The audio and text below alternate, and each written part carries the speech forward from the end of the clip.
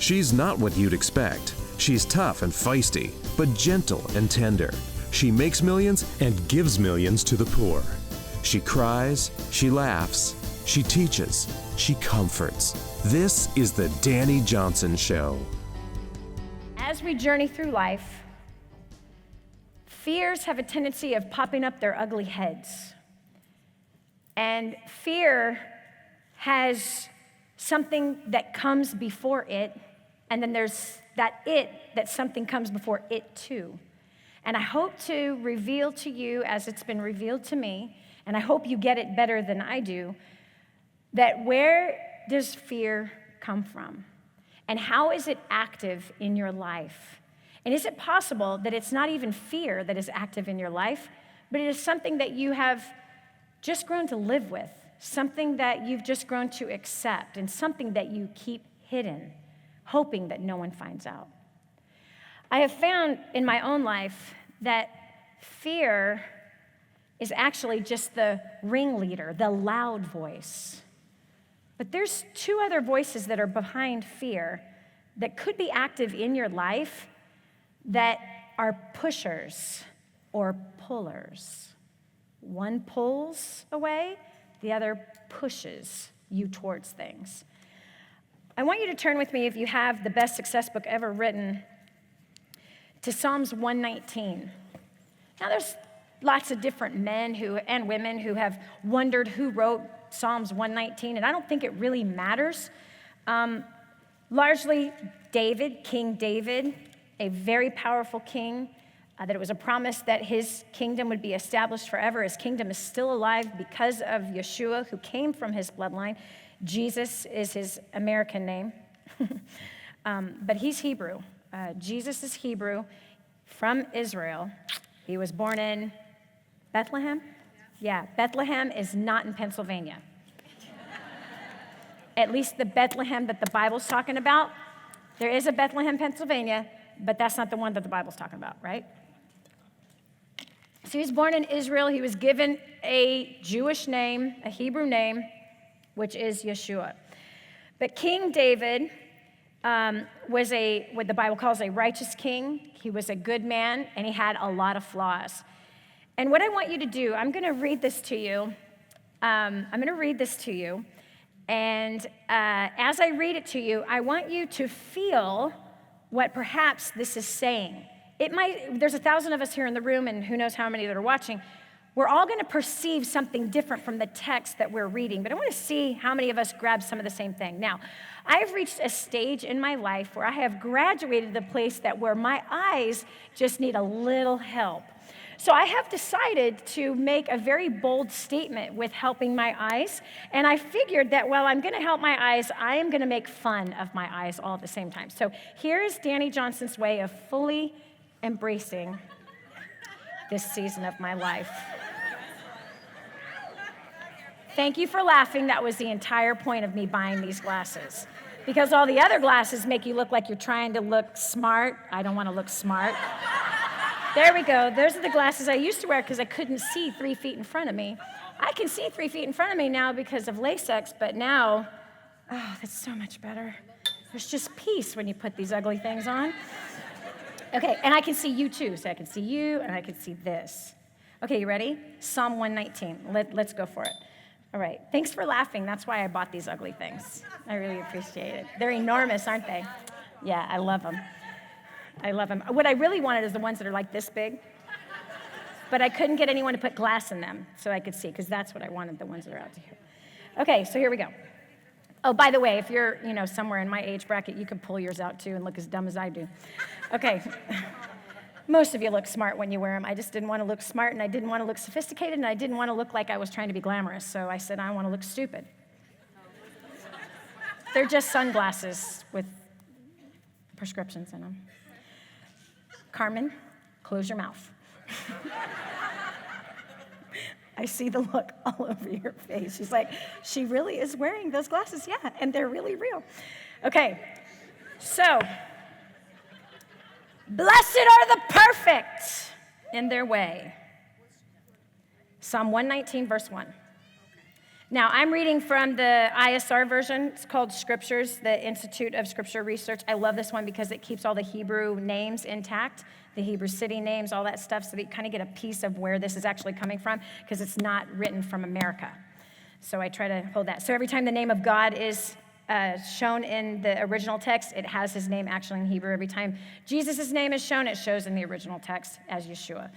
So I'm going to speak a little bit Hebrew just by default. Okay. Blessed are the perfect in their way, who walk in the Torah of Yahweh. Blessed are those who observe his witness, who seek him with all their heart.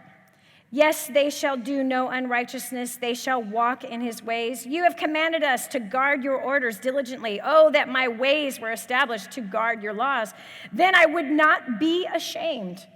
When I look into all your commands, I thank you with uprightness of heart. When I learn the right rulings of your righteousness, I guard your laws. Oh, do not leave me entirely. How would a young man cleanse his path? To guard it according to your word. I have sought you with all my heart. Let me not stray from your commands. I have treasured up your word in my heart, that I might not sin against you. Blessed are you, O Yahweh. Teach me your laws. With my lips I have recounted all the right rulings of your youth. I have rejoiced in the way of your witness. As over all riches, I meditate on your orders and regard your ways. I delight myself in your laws. I do not forget your word. Do good to your servant. Let me live, and I guard your word. Open my eyes that I might see wonders from your Torah. I am a sojourner in the earth. Do not hide your commands before me. My being is crushed with longing, and your right rulings at all times. You rebuke the proud, cursed ones who are straying from your commands. Remove from me reproach and scorn, for I have observed your witness. Though princes sat speaking against me, your servant meditates on your laws. Your witness also are my delight, my counselors. My being has been clinging to the dust. Revive me according to your word. I have recounted my ways, and you answered me. Teach me your laws. Make me understand the way of your orders, that I might meditate on your wonders. My being has wept from grief. Strengthen me according to your words. Remove from me the way of falsehood and favor me with your Torah. I have chosen the way of truth. Your right rulings I have held level. I have clung to your witness. O Yahweh, do not put me to shame. I run the way of your commands, for you enlarge my heart. Teach me, O Yahweh, the way of your laws, and I observe it to the end. Make me understand that I might observe your Torah and guard it with all my heart. Make me walk in the path of your commands, for I delight in it. Incline my heart to your witness and not to my own gain. Turn away my eyes from looking at falsehood and revive me in your way. Establish your word to your servant, which leads to the fear of you. Turn away my reproach, which I dread, for your right rulings are good. See, I have longed for your orders. Revive me in your righteousness, and let your loving commitments come to me, O Yahweh, your deliverance according to your word, so that I answer my reprover. For I have trusted in your word, and do not take away from my mouth the word of truth entirely. For I have waited for your right rulings, that I might guard your Torah continually forever and ever, that I might walk in a broad place, for I have sought your orders, that I might speak of your witnesses before sovereigns and not be ashamed, that I might delight myself in your commands, which I have loved. I might lift up my hands to your commands, which I have loved, while I meditate on your laws. Remember the word to your servant, on which you have caused me to wait. This is my comfort in my affliction, for your word has given me life. The proud have utterly scorned me. I did not turn aside from your Torah. I remember your right rulings of old, O Yahweh. I comfort myself. Rage has seized me because of the wrong who forsake your Torah, your laws. Your laws have been my song in the place of my sojournings. I have remembered your name in the night of Yahweh. I guard your Torah. This has become mine because I observed your orders. You are my portion, O Yahweh. I have promised to guard your words. I have sought your face with all my heart. Show me favor according to your word. I have thought upon my ways and turned my feet toward your witness. I have hurried and did not delay to guard your commands. The cords of the wrong have surrounded me. Your Torah I have not forgotten. Don't you think that's funny? I have hurried and I did not delay to guard your commands. The cords of the wrong are surrounding me.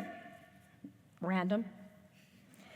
Your Torah I have not forgotten. At midnight I rise to give thanks to you for your righteousness, your right rulings. I am a companion of all who fear you and those guarding your words. O Yahweh, your loving commitment has filled the earth. Teach me your laws. You have done good in your servant, O Yahweh, according to your word. Teach me good sense and knowledge, for I have trusted in your commands. Before I was afflicted, I myself was going astray, but now I have guarded your word. You are good and do good. Teach me your laws. The proud have forged a lie against me. With all my heart, I observe your orders. The heart has become like fat. Without feeling, I have delighted in your Torah. It was good for me that I was afflicted, that I might learn your ways, the Torah of your mouth. It is better than thousands of gold pieces and silver pieces, which is why I think it's King David. Your hands have made me and formed me. Make me understand that I might learn your commands. Those who fear you see me and rejoice, for I have waited for your word. I know, O Yahweh, that your right ruling are righteous, and in trustworthiness you have afflicted me. Please let your loving commitment be for my comfort, according to your word to your servant. Let your compassions come to me, that I might live, for your Torah is my delight. Let the proud be put to shame, for with lies they perverted me. But I study your words. I study your orders. Let those who fear you turn to me, and those who know you, your witness. Let my heart be perfect in your laws, that I am not to be put to shame. We're going to pause right there. Big deep breath. What do you see in that?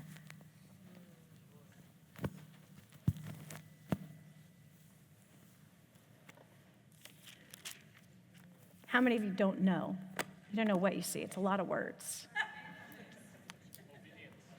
Someone says obedience. Someone says faithfulness. Two paths, right and wrong. Humility. Righteousness. Seeking. He's the way. Delighting in him. Praise. All these are wonderful religious things that you see. Yes, desperation. It's a desire for perfection.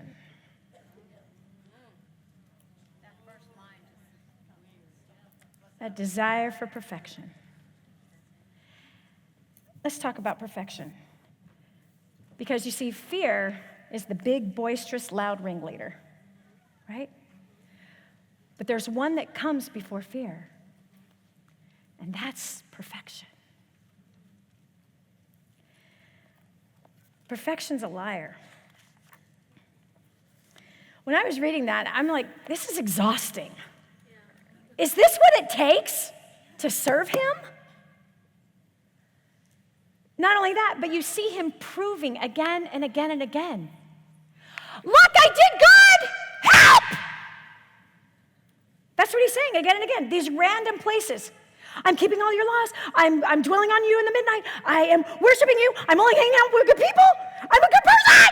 Help! Can't you see that? I'm doing really good. I'm totally giving the sacrifices. I'm worshiping you. I am dwelling on your word. Help! They're coming to attack me. Anyway, can you see? I prayed last night. I prayed this morning. I'm only thinking of you. I'm dwelling on your laws. I'm dwelling on your word. I'm only hanging out with good people. Look at them. They're attacking me. Anyway, I need your help. So I'm doing so good.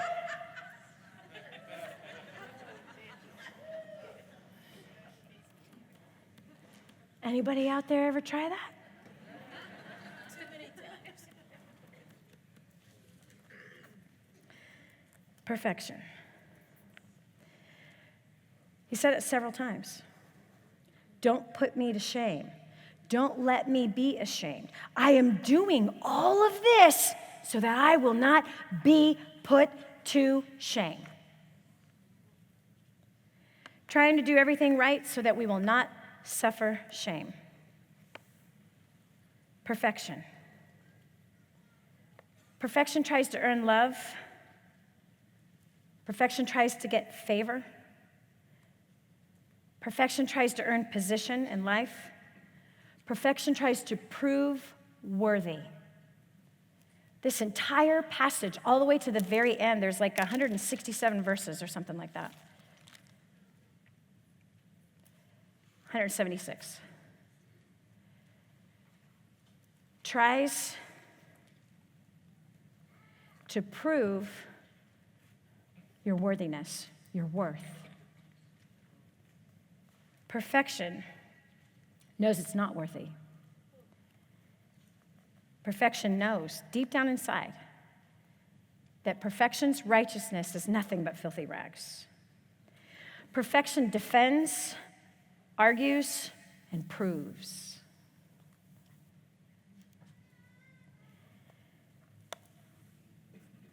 Perfection, as I saw this glaring as I was reading this, I wrote down in the margin, perfection. So that it won't be shamed. There's fear throughout this text. Fear. And out of fear, trying to be perfect, because what's behind perfect is shame. And the fear of returning back to shame again. Right away, as I'm reading this, and I write down, oh my gosh, this is perfection. Perfection is exhausting. Amen. Yes, it is. Perfection is exhausting. And perfection comes out in a lot of different ways. Now, there is a certain personality that is definitely bent towards perfection.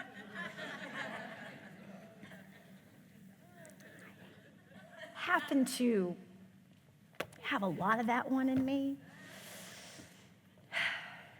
Some of us are born with that bend, but there's others of us that our life journey takes us down that path, the path of perfection. And if things aren't quite perfect, we are completely out of sorts. And perfection causes fear to be really loud and really clear that you are nothing and you are not wanted and you will not be loved if you are not perfect. And this text is exposing that all over again. This text is the writer is convincing himself that he's a do-gooder, therefore deserves love, protection, position, redemption. When that word came to me as I was reading this text, I decided to look up in my dictionary on my phone, the Oxford Dictionary. They have an app on my phone. And I looked up the word perfectionist. Here's the definition. A person who refuses to be satisfied with something unless it's perfect. Have you ever wondered if your investments are making enough money for retirement? What if you could buy an investment rental property for as little as $35,000 that rents for at least $550 a month?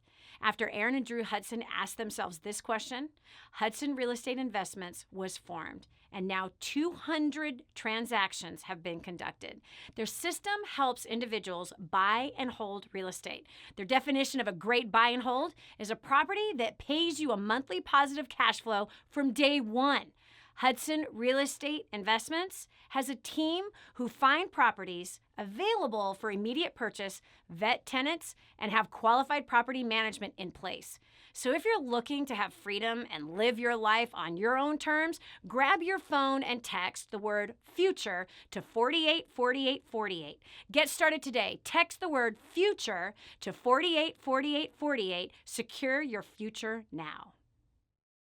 Do you have a closet full of clothes yet say, I have nothing to wear? Are you a mom doing her best but desperately lacking me time?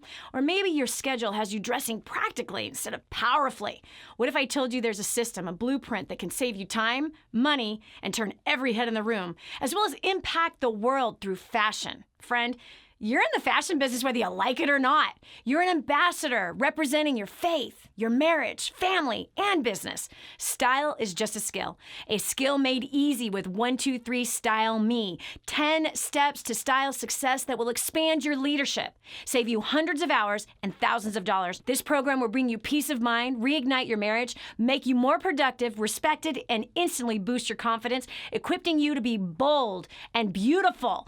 Go to courses.lindapage.com. Again, that is courses.lindapage.com and make a priceless investment in yourself. Are you confident that you're always getting a good deal? Have you been equipped with the negotiation confidence strategies, tactics, and supporting tools you need to close world-class deals?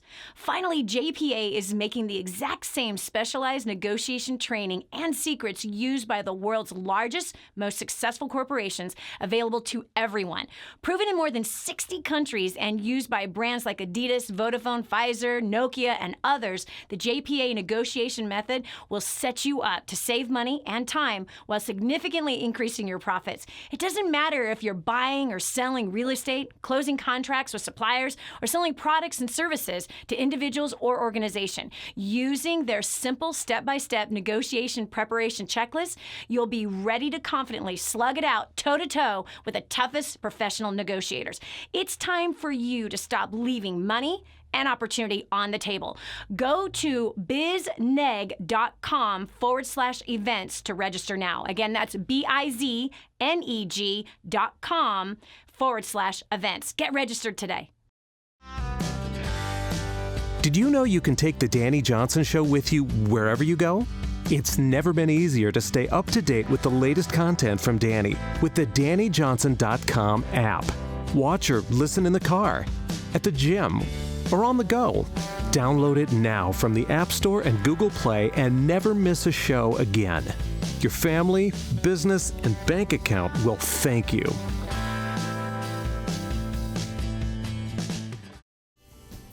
The way you look at things is about to change. And now, back to the Dani Johnson Show. A person who refuses to be satisfied with something unless it's perfect. So then I looked up satisfied, content, pleased. Then I looked up satisfaction, the state of being pleased because one's needs have been met or one has achieved something.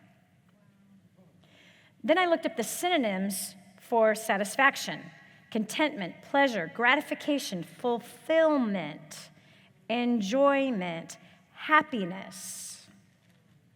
I looked up the word satisfy, please someone by meeting their expectations, needs, or desires. The synonym for satisfy: fulfill, gratify, meet, fill, indulge, appease, quench. The antonym for satisfy is frustrate. Have you not noticed that there's a lot of frustrated people on the planet right now?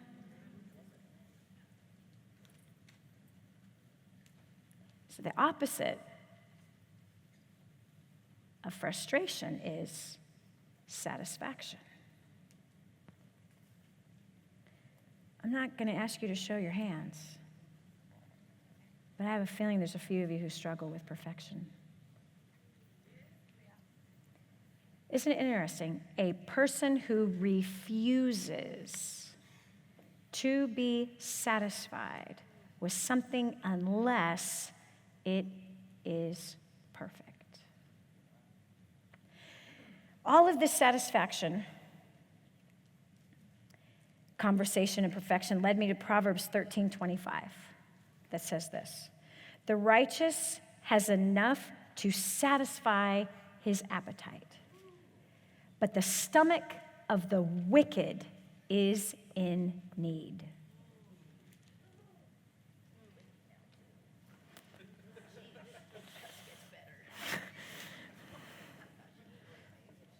I'll read that again. Proverbs 13:25. The righteous has enough to satisfy his appetite, but the stomach of the wicked is in need.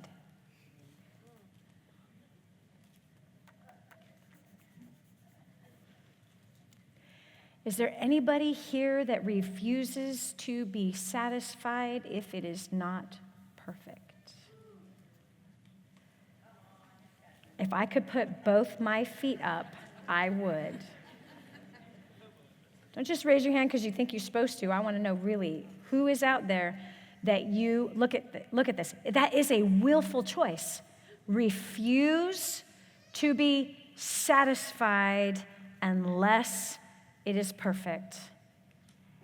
And the righteous has enough to satisfy his appetite, but the stomach of the wicked is in need.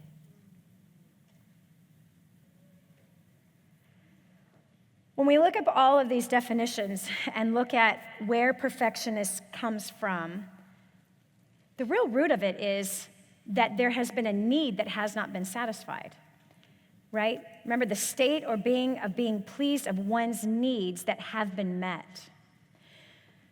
So this is pretty simple to figure out. You see, as a child, every child has needs. We have a need to be held. We have a need to have eye contact with our parents. We have a need to hear the voice of our parents say that they love us, that they're proud of us, that we're accepted. Every child, every human has needs of touch, encouragement, appreciation.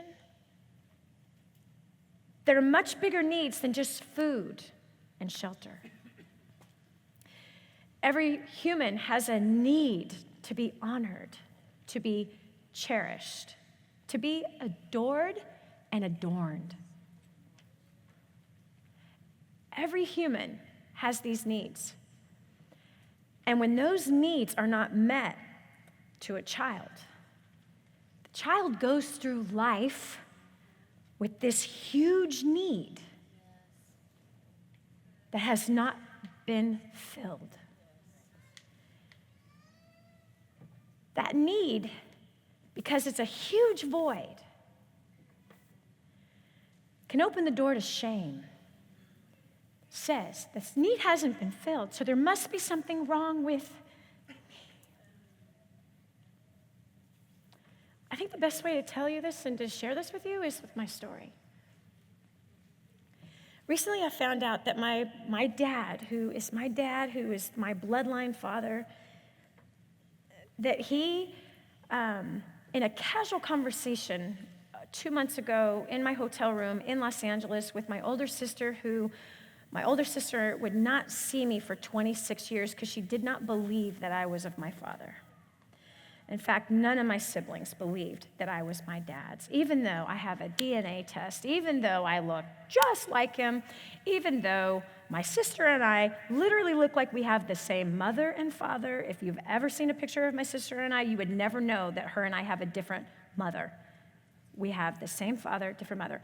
My niece is here this weekend. This morning is the first time I've ever embraced her, ever saw her with my own eyes. She's from New York. She's here with her fiance.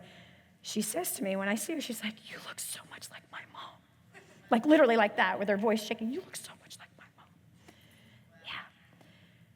But what I found out in this casual conversation is we're asking my dad how he met our mothers, right? Our mothers were 18 when he met them. He got them both pregnant. He had a thing for virgins.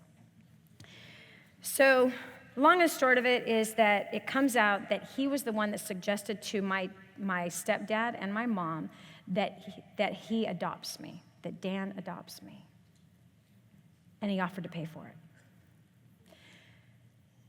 That was painful to find out, that it was his idea that I was given up for adoption and that he offered to pay for it. And why? He wanted to go live by my sister Maria, who I did not even know existed at the time. She was 12. Her mother was having a hard time with her. My dad moves him and the rest of my brothers and sisters up to Oregon to be by her. The only way he could do that is if he stopped paying child support for me. So he paid child support for 7 years and then makes a phone call. Listen, she doesn't know me. Dan, she thinks is her father. She's calling somebody else dad. Why doesn't he just adopt? I'll pay for it. So he tells me this story, and I'm like, awesome, cool. That hurt. Right away, because I know and I live what I teach, right away I did not allow any unforgiveness to go into my heart about that. And I walked through some healing concerning that. However, little did I know that I carried a belief for a really long time of being unwanted. That all stemmed from my dad. That I'm unwanted. And if I'm unwanted, I'm unclaimed. I'm unloved. I'm unworthy to be loved. And I've carried that for 48 freaking years without even knowing it. And recently I went through an experience that showed this to me. And it came in the form of shame. So ashamed. And I've lived my life striving for perfection. Whether it's perfection in business, perfection as a wife, perfection as a mother, as a cook, as a friend, as a daughter of the Most High God. Now, since I came back to Christ 20 plus years ago, I have felt loved by him. I have felt wanted by him. I have felt as a chosen daughter by him. But I've had some harsh hurts with man. And I trust him with everything. And so my trust issues with people, I've been able to work through most of them that I saw, that I knew. Every time one was revealed, I would deal with it. But I didn't realize there was something I was holding back. You see, my weapon all these years and how I'm even alive is to love. That's my weapon. That I'm going to love no matter how I'm treated, no matter how many people judge me, no matter how many people misunderstand me, no matter how many people assume that I think a certain way, no matter how many people try to put me in a box, no matter how many people stab me in the back, my weapon has always been love. But as this was revealed to me, that I literally carried this belief about myself, that I'm unwanted because of my birth. You see, my grandmother was really ticked off that my mom got pregnant by some Hispanic guy that she met out cruising around town on a Friday night. My aunts, my uncles, everyone was ashamed. My mother was ashamed. As I am in my mother's womb, my very birthright was cursed. My father didn't want me. My grandparents didn't want me. Nobody wanted me. So I've had this in the back of my mind for a really long time, deep hidden inside of my heart. And there's obviously a bunch of you too that have carried this too. The feeling of being unwanted is a very powerful one. So a lot of people who strive to succeed a lot carry this unwanted thing. Unloved, unqualified, unclaimed. Yeah. And that brings shame. And shame is the precursor to perfection. And perfection is the precursor to fear. And I've gone through seasons of my life where I've had no fear at all. And then just all of a sudden I hit a brick wall of fear that seems stronger than anything I know how to defeat it. And I came across this fear of getting older, this fear of Hans not seeing me captivating anymore, that I wouldn't be able to captivate his love anymore. And as I began to dig deeper and kind of follow the fruit of my fear all the way down to where it led me to, it came to the place of that in my mind that if I was perfect, then I would be loved. If I'm the perfect wife, if I look perfect, if I have no flaws, then I would be accepted. That if I say everything perfect, then the crowd won't be mean back. That if I'm perfect, I won't make any business mistakes that would hurt my staff. If I'm perfect, I won't make any financial mistakes that can hurt my family. If I'm perfect, then I won't be alone. Do you know one of the top 3 fears in America is loneliness, being alone. So people have lots of different ways that they try to not be alone. And that's one of my great fears, is that when I'm old, that I'm going to be locked up in some freaking retirement home and no one is ever going to come and visit me. They would have put up with me my entire life and can't wait to where I cannot take care of myself so they can lock me up in some place to be alone. Now, that might be shocking to some of you, but I'm dropping some bombs before you and I'm just letting it all out and letting it be real. That yes, you can make millions of dollars and feel unwanted. You can have all kinds of fame and your name be known by millions of people all over the world and feel unloved. You can be loved by your husband and still feel unlovable. You can be loved and honored by your children and still feel unloved until you get to the bottom of it. And I carried this for 48 years. Unwanted, unloved, unclaimed, devalued. So if you're anything like me, how you compensate for that is by producing what people want. So what have I spent my life doing? I've spent my life making people feel special and important. If I really get underneath it all and I really tell the truth about it, why? So that they would like me. That's why. Why have I strived for excellence and diligence? If I really get underneath it all, so people would love me,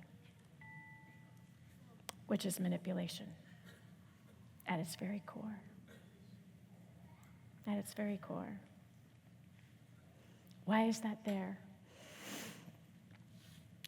I was given up for adoption. Really at the core of it. And I chose to believe.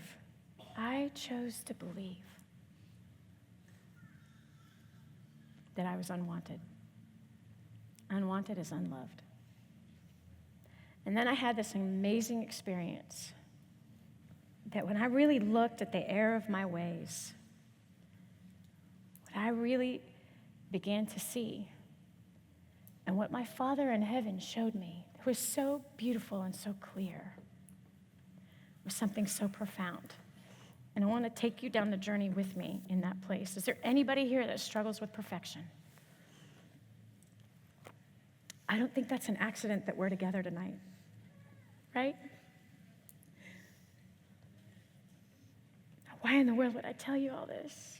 Think about it. Do I have anything to gain? No. I just bore my soul to you and my weakness of perfection. That honestly, if you would have asked me 3 months ago, do I battle with perfection? I would have said, no, not at all. I have a whole lot of things that are not perfect, and I'm really okay with that. I've learned to cope with my imperfections instead of dealing with them.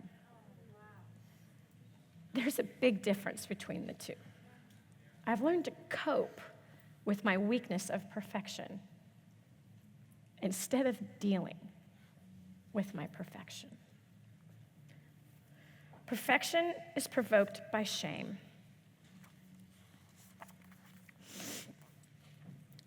Ashamed because of being unwanted. How many of you have been in a divorced household?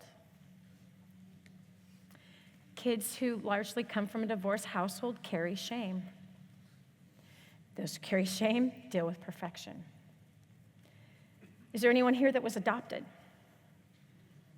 Is there anyone here that was an unwanted pregnancy? These things produce shame and can produce a shame-based identity. So shame says you're unworthy, you're unclean, you're not chosen. You're unwanted, you're undeclared, You're filthy, unqualified, undeserving, unable, unfixable. Financing a home can be a nightmare if you don't know exactly what you're doing. Ask me. I know this. That's why the first thing you have to do is find a mortgage company you can trust that has your back through the entire process.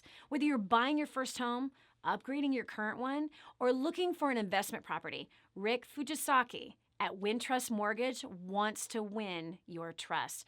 Rick understands the mortgage industry, and he can take all the stress out of financing a home for you. His easy-to-use worksheets will help you calculate the mortgage you can afford. And he has a unique tool designed to help you find and set aside money for your down payment. And when you work with Rick, who, by the way, I love, a portion goes to caring for the poor through King's Ransom Foundation. So visit loanmortgageguys.com and start building your dream today.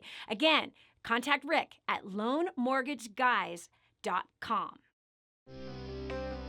Did you know you can see Dani Johnson live and in person? Go to DaniJohnson.com and find out about our next live event. First Steps to Success. Register today. Call 866-760-8255 or go to DaniJohnson.com/FSTS.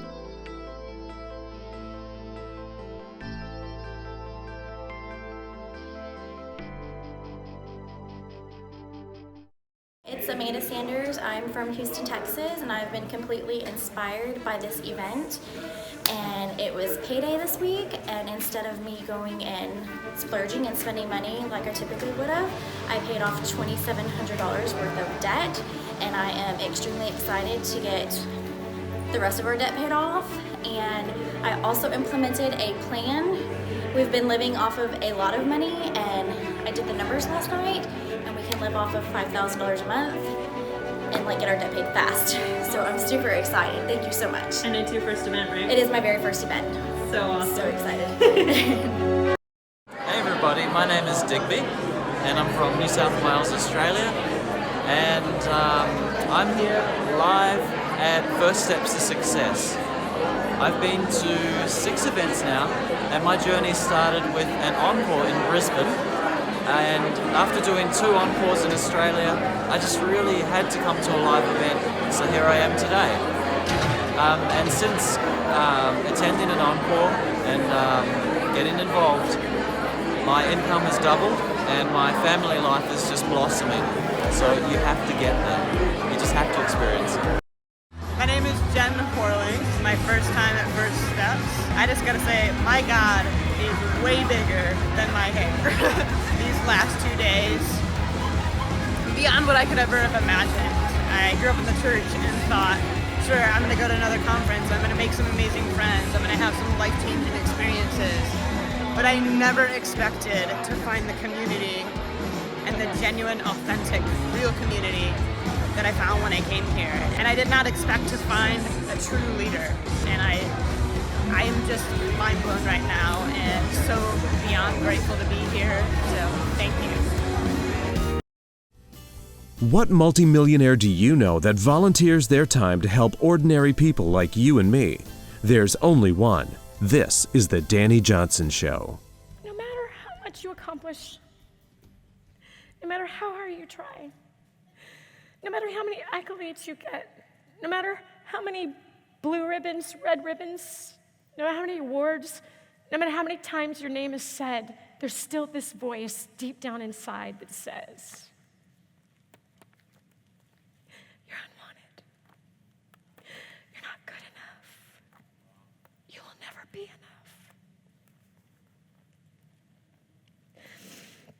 Those very thoughts and voices put you in fear even when you're around your own children. Then I began to dig deep, because sometimes I get nervous when I'm around my own kids. They don't even know this yet. I do. I have this thing that rises up in my belly like, gosh, I hope I don't say something that is misunderstood. I hope I don't do something that makes them feel bad. I hope I don't do something that screws my children up the way I was screwed up. I hope they don't hate me one day. Because I'm not Because somewhere down the road, somewhere in my past, I made a decision that if I was perfect then, maybe Daddy would come for me. If I was perfect, if I was a boy, he would have. The Latin culture is that. He got 3 women pregnant in 1968. I was a girl, he went with the woman that had the boy. He married her and had 5 children with her. Why? I was a girl. So I was unwanted based on what he was programmed to believe. And by the way, my dad and I have an amazing relationship. My dad and I have a fully restored, fully healed relationship. My dad and I are super close. I have fully forgiven him, fully have released him, and I love him with my whole heart. And I love being with him, and I miss him so much when we are not together. I don't want you to get this picture that my dad's at fault for my feelings. No, I chose. Do you hear me? Remember, perfection is a person who refuses to be satisfied. That's my own choice. So shame is a lie. It whispers to you that people are going to find out that you're a fraud.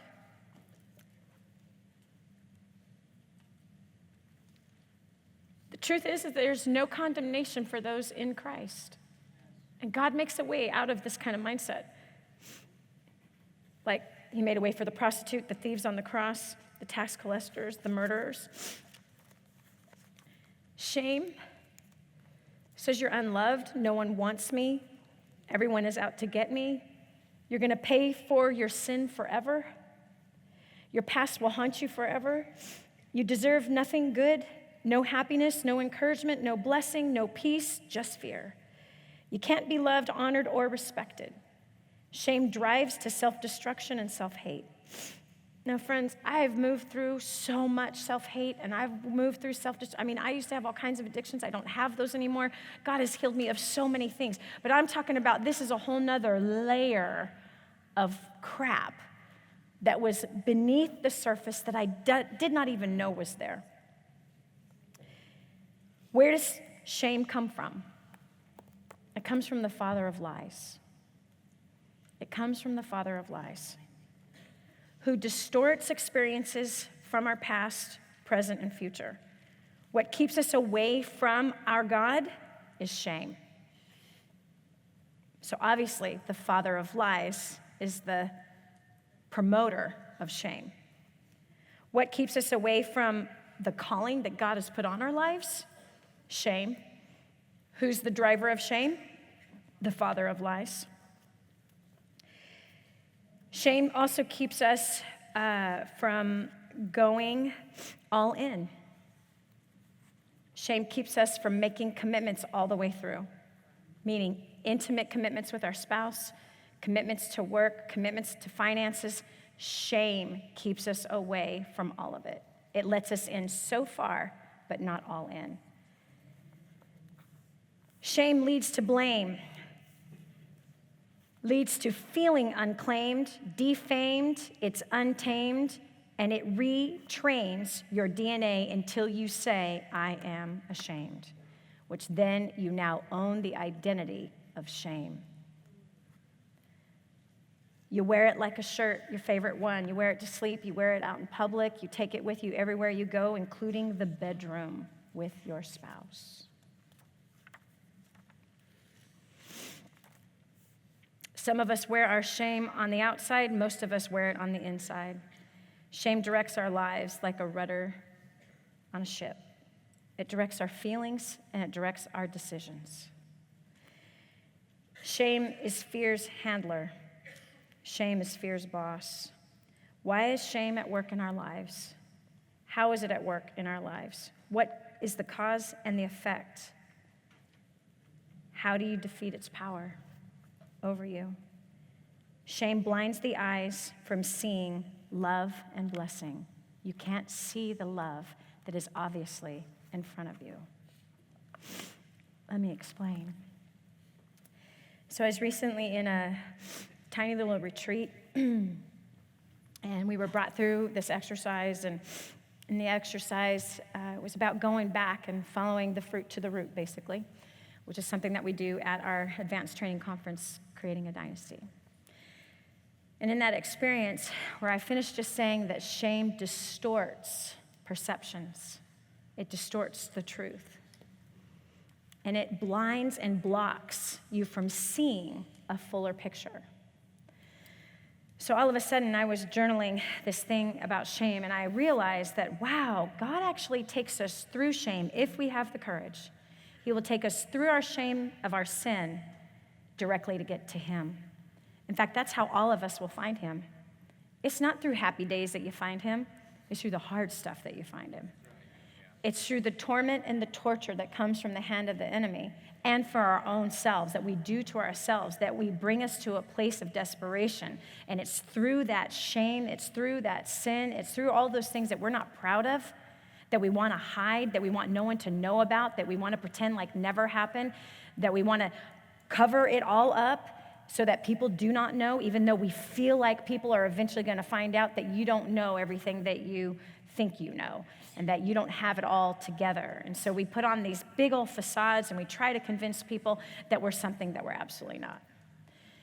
But he brings us through that shame and that sin if we are willing, if we are humble enough to face these fears and to face these issues like perfection and these ideas that we have in our head that if we're perfect, then we will succeed. If we don't make a mistake, then we'll become wealthy. If we're perfect before God, then he will bless us. If we're perfect before our spouse, then our spouse will love us. If we're perfect parents, then our children will love us. I just have to ask you the question, have any of you ever had these thoughts? And how many of you have acted on those thoughts? And how many of you, when you make a mistake, there's no one that can beat you up better than you? No one that can beat you up better. So if we humble ourselves and we allow ourselves to walk through this, and we're with our eyes wide open going, all right, yeah, this is what I'm doing. This is real. This sucks, and I don't like it about me. Father, please forgive me.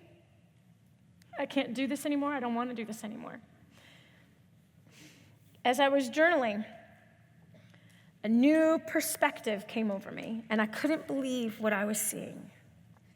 And here's what it was. He had showed me that in my childhood, that he was there and brought me places of peace, even when I was a little girl. I used to have this little Hello Kitty set, a little stationery set in my closet. My sisters were wild. And then there was me. I was that analytical kid, that quiet kid that needed peace. And he would draw me into the closet, and I used to write letters to who knows who. And he says, I was there with you, with that Hello Kitty set. I was there in the clouds when you were up in the backyard, swinging on the swings, looking up at the clouds. I was also the one that provoked Dan to go through your stuff so that I could lead you to me, so I could lead you to my son to wash you clean of all of your sin. And I used Dan because Dan loved you. I believe that my stepfather, the man that raised me, hated me my entire life. And this is what he said. He loved you, which is why he wanted to protect you from getting pregnant as a teenager. He loved you, which is why he went looking through all your stuff. He loved you, which is why he put you in that private school. He loved you, which is why he was so hard on you about your grades. He loved you, which is why he kept pushing you and making sure that you didn't make mistakes. He loved you, and out of his own wounds and pain, he had no other way and didn't know how other than to control, because he didn't know the difference between protection versus control. He loved you, which is why he bought you that car when you were 16. He loved you, which is why he bought you that jewelry. He loved you, which is why he was so hard on you, because he believed in you. I wept like a baby. I saw that this man hated me my entire life. I then called my mom to confirm. I had a special little bedroom set when I was about 14. And my sisters didn't. My sisters just had a twin bed in the room and nothing else. But I had this elaborate canopy bed that after my mom got her settlement, I had this elaborate canopy bed, and I went, how come I had that bed? How come I had that whole dresser set and all that stuff? I had to know, was this Dan that bought that for me? So I called my mom. I said, Mom, how come I had that canopy bed set? She says, oh, that was Dan.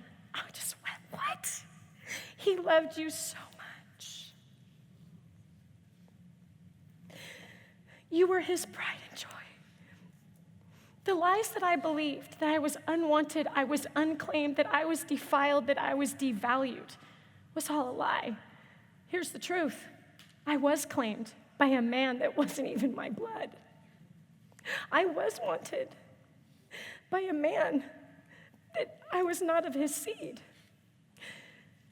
I was wanted. So yes, he was wanted. Yes, he verbally abused the crap out of me. Yes, he physically abused me to the point of bruises and cuts. Yes, we should have been taken out of the home. And yes, he did violate me when I was a young teenager. But that doesn't mean that he hated me. That meant that out of his pain, from his past, out of his insecurities and his undealt issues, he was angry.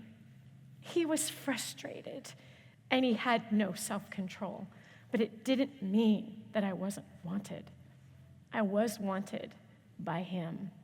I was loved by him in a little bit of a sick way, but I was loved by him, clearly. That I was left alone, that I was forsaken. No, that was a wrong perspective of me.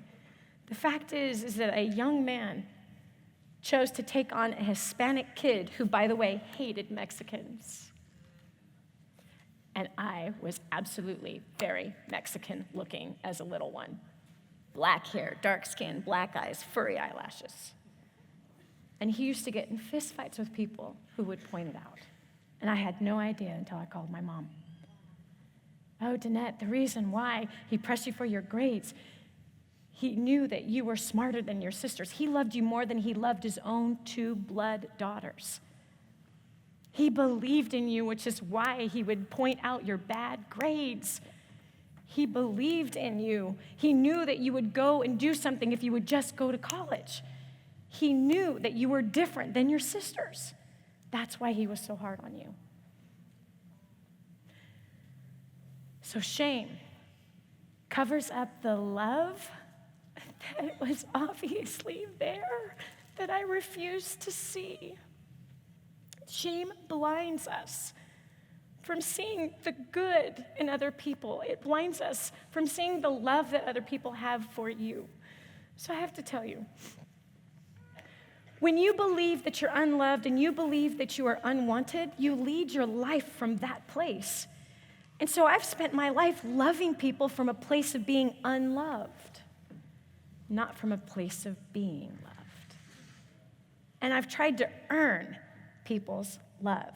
I've tried to earn and to cover up and hide shame that honestly I didn't even know was there until that day. When this got revealed to me, I was like, this sucks. That I've been carrying this with me for 48 years and I didn't even know it.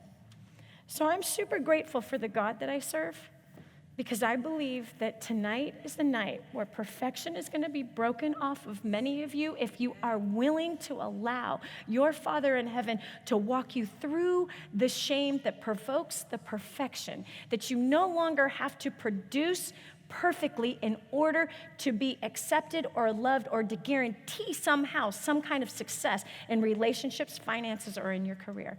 I believe that tonight is the night that if you are willing to confess with your lips that this too is how you've been living and what you've allowed yourself to be duped by or deceived by, that you're willing to say, me too. I have lived my life trying to be perfect so that I can earn people's love.